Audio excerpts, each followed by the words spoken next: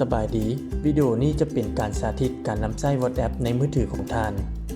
ซึ่งในวิดีโอนี้แมนจะแนะนำขั้นตอนในการเพิ่มเบอร์โทรเพิ่มรายชื่อผู้ติดต่อส่งเอกสารและเข้าถึงกลุ่มขายไม้ใน WhatsApp เพื่อติดต่อสื่อสารกับกลุ่มขายไม้และการนำใช้ตัวเลือกอื่นๆใน WhatsApp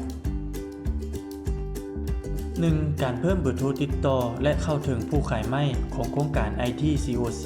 ใน WhatsApp ทำบิดให้ทานกดไปที่ไอคอนรูปโทรศัพท์แล้วพิมพ์นัมเบอร์+85620 9212 6736ซึ่งเบอร์โทรนี้เป็นเบอร์โทรของโครงการ IT COC ของพวกเราที่ใช้เพื่อการติดต่อขายไม้แล้วกดที่เครื่องหมายบวกต่อมาแม่นให้ใส่ชื่อว่า IT COC เมื่อใส่ชื่อแล้วก็ให้กดบันทึก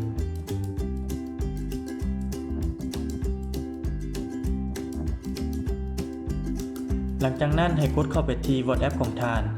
แล้วกดปุ่มเพิ่มรายชื่อผู้ติดต่อกดเครื่องหมายค้นหาแล้วพิมพ์ชื่อ IT COC ใส่แล้วท่านจะเห็น WhatsApp ของพวกเราปรากฏขึ้นมากดที่ชื่อ IT COC แล้วท่านก็จะสามารถติดต่อพวกเราผ่าน WhatsApp เพื่อส่งข้อมูลของไม้ที่ท่านต้องการเสนอขาย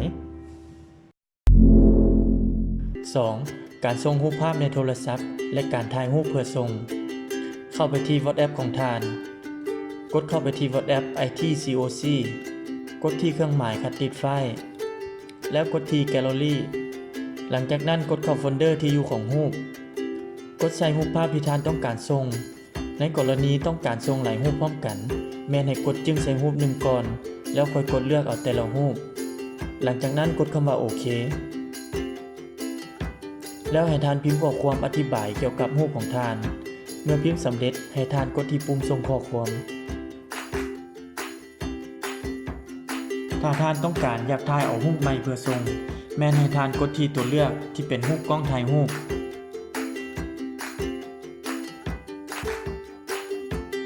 แล้วกดปุ่มมุมบนทางกลางเพื่อถ่าย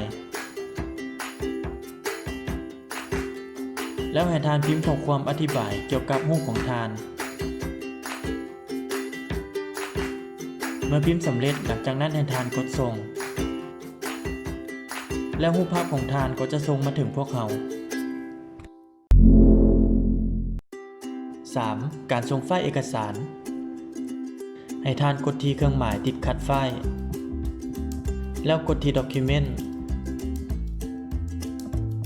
แล้วเข้าไปหาโฟลเดอร์ไฟล์เอกสารของท่าน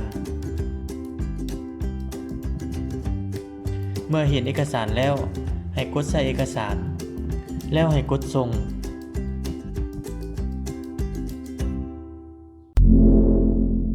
4. การส่งสถานที่ปัจจุบันหรือพิกัดของสถานที่บอนที่ท่านกำลังอยู่ให้ท่านกดที่เครื่องหมายติดคัดไฟล์กดที่ Location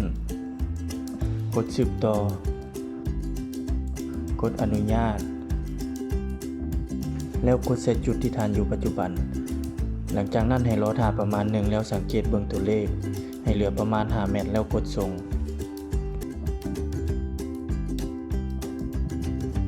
และทั้งหมดนั่นคือการแนะนำการนำใช้ WhatsApp เพื่อให้ท่านสามารถติดต่อพัวพันกับพวกเขาได้อย่างสะดวก